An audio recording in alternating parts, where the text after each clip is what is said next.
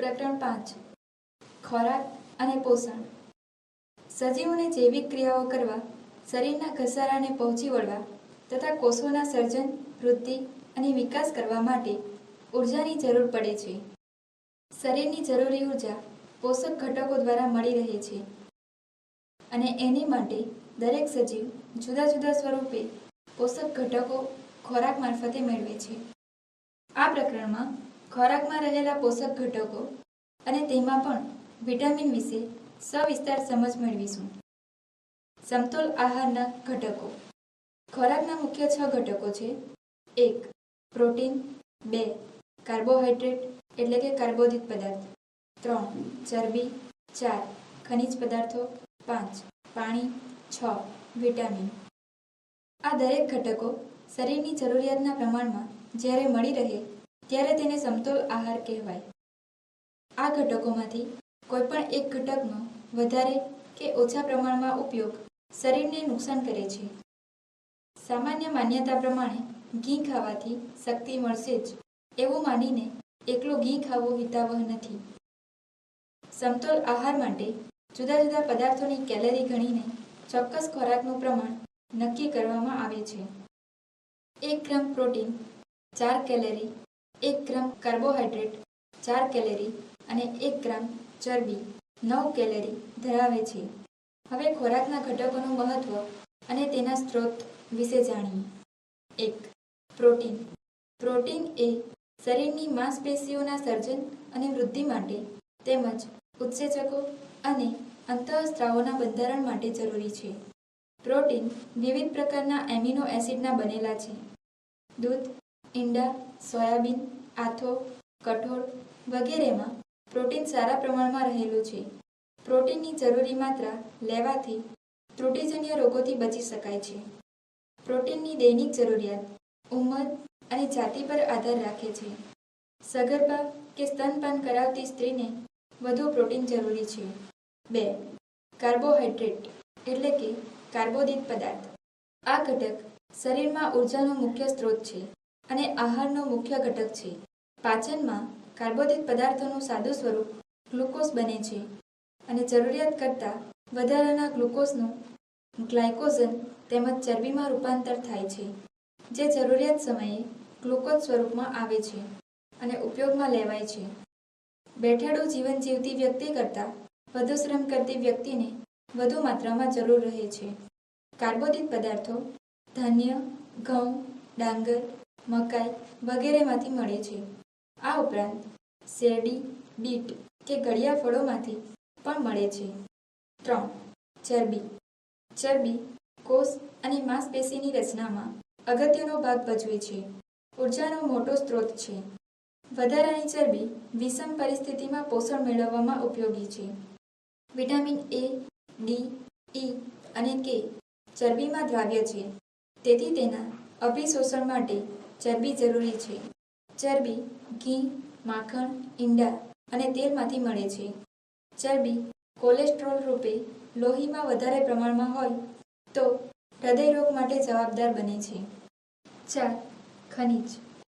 Calcium, લોહ તત્વો, iodine, phosphorus, magnesium, sulphur, sodium અને પોટેશિયમ વગેરે ખનિજના ઘટકો છે, જે શરીરમાં થતી ચયાપચયની ક્રિયાઓ માટે જરૂરી છે. ખનિજ, સ્ત્રોત અને કાર્યો. કેલ્શિયમ એ દૂધ અને તેની બનાવટો, કઠોળ, લીલા શાકભાજી, તલ, ચણા, અડદ દાળ, ધાન્ય માંથી મળે છે તથા તેનું કાર્ય દાંત અને હાડકાનું બંધારણ, રુધિર ગંઠાવાની ક્રિયા, ચેતાતંત્ર અને ઊર્મિઓનું વહન કરવામાં થાય છે. લોહ તત્વ એ પાલક, તાંદળજો, મેથીની ભાજી, બરછટ અનાજ, બાજરોમાંથી મળે છે તથા તેનું કાર્ય હિમોગ્લોબિનનું બંધારણ માટે જરૂરી છે. આયોડિન એ આયોડિનયુક્ત મીઠું માછલી, દરિયાઈ ખોરાકમાંથી મળે છે તથા તેનું કાર્ય થાઇરોઇડ ગ્રંથિમાં અંતઃસ્ત્રાવનું વિશ્લેષણ કરવા માટે જરૂરી છે. ફોસ્ફરસ એ દૂધ, લીલા પાંદડાવાળા શાકભાજી, બાજરો, બરછટ અનાજ, અખરોટમાંથી મળે છે તથા તેનું કાર્ય દાંત અને હાડકાના બંધારણ માટે તે જરૂરી છે. મેગ્નેશિયમ એ ધાન્યમાંથી મળે છે તથા તેનું કાર્ય હાડકાનું બંધારણ માટે તે જરૂરી છે. સલ્ફર એ સૂકા મેવામાંથી મળે છે તથા તેનું કાર્ય સલ્ફરયુક્ત એમિનો એસિડનું બંધારણ માટે તે જરૂરી છે. સોડિયમ એ પાલક, મેથી, તાંદળજો, મીઠું, અડદ દાળમાંથી મળે છે તથા તેનું કાર્ય ઉર્મિઓનું વહન, એસિડ બેઝની સમતુલા જાળવવાનું છે. પોટેશિયમ એ નારંગી, નારિયેળ પાણી, શાકભાજીમાંથી મળે છે તથા તેનું કાર્ય સ્નાયુ સંકોચન માટે તે જરૂરી છે. 5. પાણી. પાણી એ જૈવ રાસાયણિક ક્રિયા માટે અગત્યનું માધ્યમ છે. સજીવમાં પાણી દ્વારા વાયુઓ, ખનિજ ઘટકો, પોષક ઘટકો અને ઉત્સર્ગ ઘટકોનું વહન થાય છે. શરીરનું તાપમાન જાળવવામાં મદદરૂપ થાય છે. માનવ શરીરમાં 50 થી 70% ભાગ પાણી છે. શરીરમાં રહેલા કુલ પાણીમાંથી 20% ભાગ ઓછો થાય તો ડિહાઇડ્રેશન થઈ શકે છે અને 40% ભાગ ઓછો થાય તો મૃત્યુ પણ થઈ શકે છે. ઉંમર, ઋતુ અને કાર્યપદ્ધતિ પ્રમાણે પાણીની જરૂરિયાત રહે છે. રોજ લગભગ 3 લીટર પાણી પીવું જોઈએ. ઉનાળામાં તેમજ શ્રમની પ્રવૃત્તિ પછી વધારે પાણીની જરૂરિયાત રહે છે. 6. વિટામિન. શરીર માટે ખૂબ જ અલ્પ માત્રામાં પણ અત્યંત જરૂરી એવા સકાર્બનિક એટલે કે ઓર્ગેનિક રાસાયણિક સંયોજનને વિટામિન કહેવામાં આવે છે. વિટામિન શરીરમાં થતી જૈવ રાસાયણિક ક્રિયાઓ માટે, શરીરની સામાન્ય વૃદ્ધિ માટે, કોષની ક્રિયાશીલતા માટે જરૂરી છે. વિટામિનના પ્રકાર. દ્રવ્યતાના આધારે વિટામિનના 2 પ્રકાર પડે છે. 1. પાણીમાં દ્રાવ્ય વિટામિન. પાણીમાં દ્રાવ્ય વિટામિન બી કોમ્પ્લેક્સ અને સી છે. આ પ્રકારના વિટામિનનો સંગ્રહ શરીરમાં લાંબા સમય સુધી થઈ શકતો નથી. આ કારણથી રોજિંદા ખોરાકમાં આ વિટામિનનો સમાવેશ કરવો ખૂબ જરૂરી છે. દવાના સ્વરૂપમાં આ વિટામિનો વધુ પ્રમાણમાં લેવામાં આવે તો શરીર તેના પર આધારિત થાય છે અને વધારાનું વિટામિન પેશાબ વાટે બહાર નીકળી જતું હોવાથી સરવાળે નુકસાન થાય છે. 2. ચરબીમાં દ્રાવ્ય વિટામિન. ચરબીમાં દ્રાવ્ય વિટામિન એ, ડી, ઈ અને કે છે. આ પ્રકારના વિટામિનનો સંગ્રહ શરીરમાં થઈ શકે છે. ચરબીવાળો ખોરાક ઓછો લેવાતો હોય કે ચરબીનું પાચન બરાબર ન થતું હોય ત્યારે આ પ્રકારના વિટામિનોની ખામી થઈ શકે છે. આ ઉપરાંત કબજિયાત માટે કે હરસમસા માટે લેવાતા પ્રવાહી પેરેફિન જેવા ઔષધને કારણે પણ આ પ્રકારના વિટામિનોની ખામી થઈ શકે છે. આ પ્રકારના વિટામિન વધુ માત્રામાં લેવામાં આવે તો તે શરીરને નુકસાન કરે છે. Vitamin A. Retinol. Vitamin A ઓછા પ્રકાશમાં વસ્તુને જોવા માટે અત્યંત જરૂરી છે. આ વિટામિનની ખામીવાળી વ્યક્તિને રતાંધળાપણાનો રોગ થાય છે. આધુનિક સમયમાં રાત્રે પણ વીજળીના કારણે આછા પ્રકાશ કે અંધારામાં રહેવાનો સમય આવતો નથી. તેથી તેઓને રતાંધળાપણું હોવા છતાં ખબર પડતી નથી અને વિટામિન એની ખામી શોધવાનું મુશ્કેલ બન્યું છે.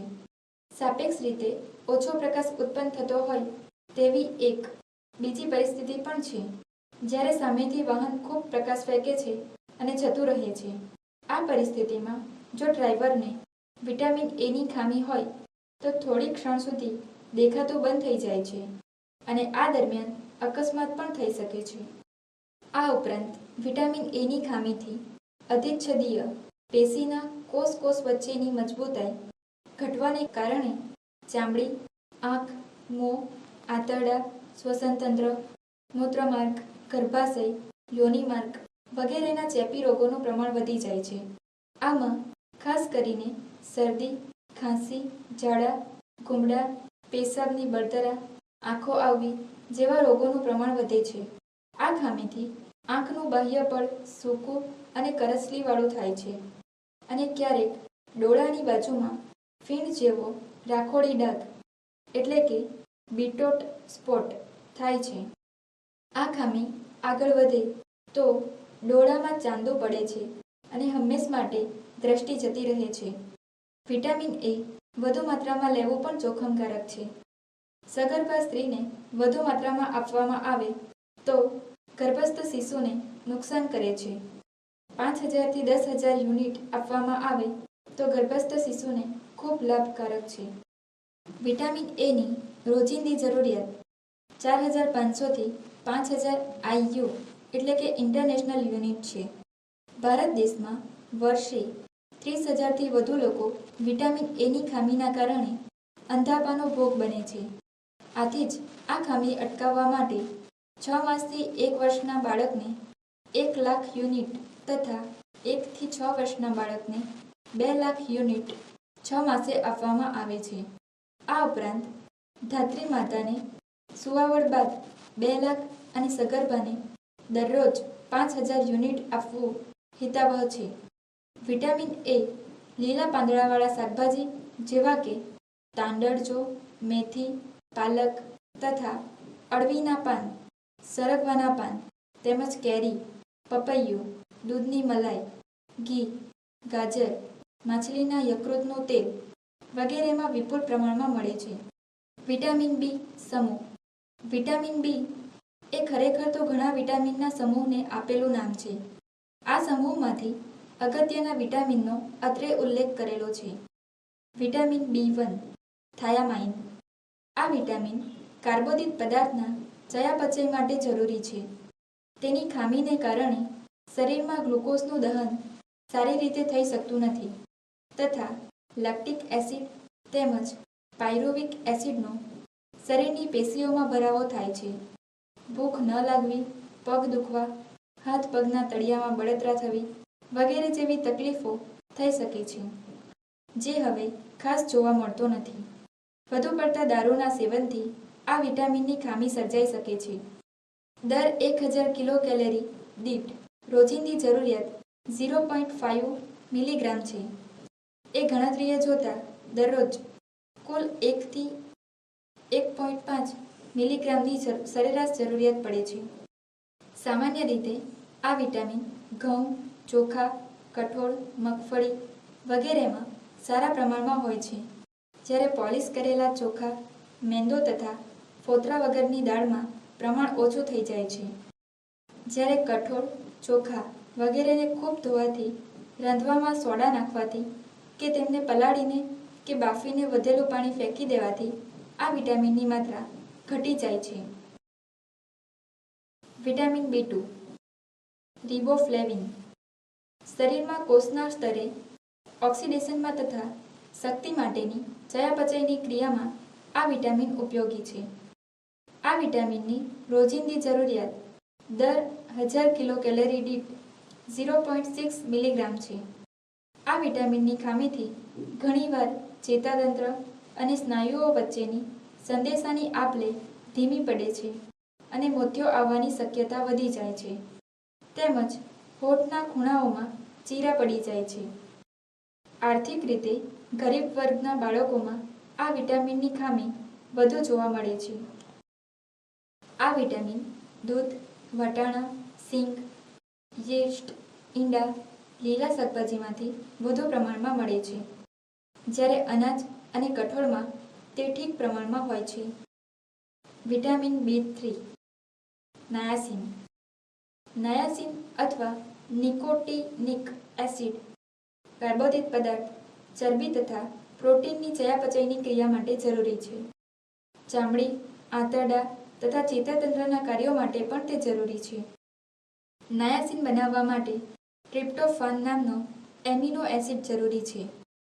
સિંગદાણા તથા અસેડીઓમાં નાયાસિન પુષ્કળ પ્રમાણમાં મળે છે. કઠોળ તથા અનાજમાં નાયાસિન ઠીક પ્રમાણમાં હોય છે. દૂધમાંથી મળતું ટ્રિપ્ટોફાન પણ નાયાસિન બનાવવામાં ઉપયોગી થાય છે. મકાઈ કે જુવાર કાયમ ખાતા હોય તેવા લોકોમાં આ વિટામિનની ખામી વધુ જોવા મળે છે. દારૂના વધુ પડતા સેવનથી પણ આ ખામી થઈ શકે છે. આ વિટામિનની ખામીથી ઝાડા, ચામડીનો રોગ તથા સ્મૃતિભ્રમ થાય છે. આ ઉપરાંત જીભ અને મોં આવી જવું, હતાશા, ચીઢિયાપણું વગેરે પણ થઈ શકે છે. સૂર્યનો પ્રકાશ પડતો હોય તેવા શરીરના ભાગોની ચામડીને વધુ અસર થાય છે. આ વિટામિનની રોજિંદી જરૂરિયાત દર 1000 કિલોકેલરી દીઠ 6.6 મિલીગ્રામ છે. Vitamin B6 પાયરીડોક્સિન. એમિનો એસિડ, ચરબી તથા કાર્બોદિત પદાર્થોની ચયાપચયની ક્રિયામાં આ વિટામિન અગત્યનો ભાગ ભજવે છે. દૂધ, કઠોળ, અનાજ તથા શાકભાજીમાંથી આ વિટામિન મળી રહે છે. રિબોફ્લેવિન એટલે કે B2 વિટામિનની અને પાયરોડોક્સિન એટલે કે B6ની વિટામિનની ખામીથી ચેતાઓને હાનિ પહોંચે છે તથા હાથ પગના તળિયા બળવા લાગે છે. આ વિટામિનની રોજિંદી જરૂરિયાત દર 1000 કેલરી દીઠ 2 મિલીગ્રામ છે. ફોલેટ એટલે કે ફોલિક એસિડ. આ વિટામિન ન્યુક્લિક એસિડ તથા લોહીના કણો બનાવવામાં ઉપયોગી છે. ફોલેટ લીલા પાંદડાવાળા શાકભાજી, દૂધ, ફળ, કઠોળ તથા અનાજમાંથી મળી રહે છે. આ પદાર્થની ખામીને કારણે લોહી ફિક્કું પડી જાય છે, જીભ આવી જાય છે, મોંમાં ચાંદા પડે અને ઝાડા થઈ જવા જેવી તકલીફો થાય છે. આ પદાર્થની રોજિંદી જરૂરિયાત 100 માઇક્રોગ્રામ છે. ખાસ કરીને સગર્ભા સ્ત્રીઓને આ પદાર્થની વધુ જરૂર પડે છે. આથી સગર્ભા સ્ત્રીઓને લોહ તત્વો સાથે નિયમિત રીતે ફોલિક એસિડ આપવી જરૂરી છે. Vitamin C ascorbic acid. Vitamin C અથવા એસ્કોર્બિક એસિડ એ ગરમીના કારણે સૌથી વધુ નાશ પામતું હોય છે. હાડકાં, કોમળ હાડકાં કુરચા, સંયોજક માંસપેશીઓ તથા રક્તવાહિનીઓ માટે મદદરૂપ એવા કોલેજન નામના તંતુઓના ઉત્પાદનમાં આ વિટામિન મહત્વનો ભાગ ભજવે છે. આ વિટામિનની ખામી હોય તો રક્તસ્રાવ વધુ થાય છે, જેમ કે દાંતના પેઢામાંથી લોહી નીકળે છે. આવી વ્યક્તિના હાડકાં જલ્દી ભાંગી જાય છે અને તેને વધુ થાક પણ લાગે છે. આ વિટામિન કેન્સર ઉત્પન્ન કરતા નાઇટ્રોસેમાઇનને આંતરડામાં બનતું અટકાવે છે. લોહ તત્વના શોષણમાં આ વિટામિન ખૂબ જ ઉપયોગી છે. આ વિટામિનની વ્યક્તિની રોજિંદી જરૂરિયાત 40 થી 60 મિલીગ્રામ છે. આમળા, જામફળ, લીંબુ, નારંગી, લીલા પાંદડાવાળા ભાજી તથા ફણગાવેલા મગમાંથી પુષ્કળ પ્રમાણમાં મળે છે. વિટામિન સી દવા રૂપે વધુ પડતું લાંબા સમય સુધી લેવાથી ઓક્સેલિક એસિડની પથરી થઈ શકે છે તથા શરીર વધુ પડતા વિટામિન પર આધારિત થઈ જાય છે. Vitamin D કેલ્સીફેરોલ. હાડકાના વિકાસ તથા કેલ્શિયમની ચયાપચયની ક્રિયામાં આ વિટામિન અત્યંત જરૂરી છે. ખોરાકમાંથી વધુ પ્રમાણમાં કેલ્શિયમ આંતરડા દ્વારા શોષીને લોહીમાં લઈ જવાનું તથા લોહમાંથી હાડકામાં પહોંચાડવાનું મુખ્ય કાર્ય કરે છે. સામાન્ય રીતે આ વિટામિન કોડ લીવર ઓઇલ, ઈંડા, દૂધ, સૂર્યના કોમળ કિરણો તેમાં રહેલ પારજાંબલી કિરણોની મદદથી ત્વચા નીચે રહેલા સર્કોસ્ટેરોલનું વિટામિન ડી બનાવે છે. વિટામિન ડીની રોજિંદી જરૂરિયાત 200 થી 400 આંતરરાષ્ટ્રીય યુનિટ છે. આ વિટામિનની ઉણપથી અસ્થિ વક્રતા, સુક્તાન, ક્ષય, ન્યુમોનિયા, ઓછું વજન, દાંત બગડે, પાચન શક્તિના રોગ થાય છે. પાંસળીઓ, કેડ તથા સાંધાઓમાં દુખાવો થાય છે. હાડકાં પોચા પડે છે અને અસ્થિભંગની શક્યતા વધે છે.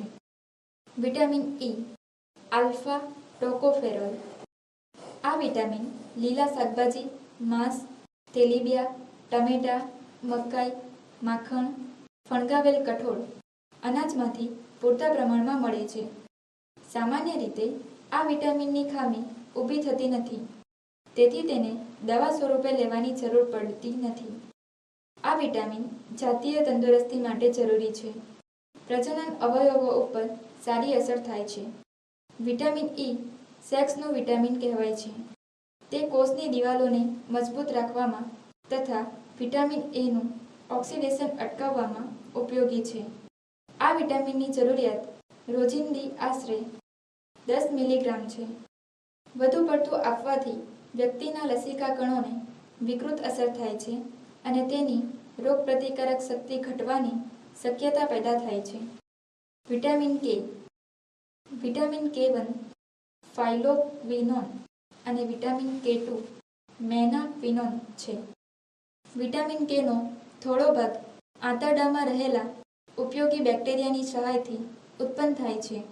બાકી લીલા પાનવાળા શાકભાજી, પાલકમાં, સોયાબીનમાં અને માંસમાં ખૂબ જ મળે છે. વિટામિન K રક્ત ગંઠાવાની ક્રિયામાં ઉપયોગી પ્રોથ્રોમ્બિન તત્વ બનાવવામાં ઉપયોગી છે. આ વિટામિનની ખામીથી રક્તસ્રાવ થવાની ફરિયાદ ઊભી થાય છે. આ કમળો અટકાવવામાં ઉપયોગી છે. વધુ પડતી એન્ટીબાયોટિક દવાઓને કારણે આ ઉપયોગી બેક્ટેરિયાનો નાશ થવાથી વિટામિન Kની ખામી સર્જાય છે.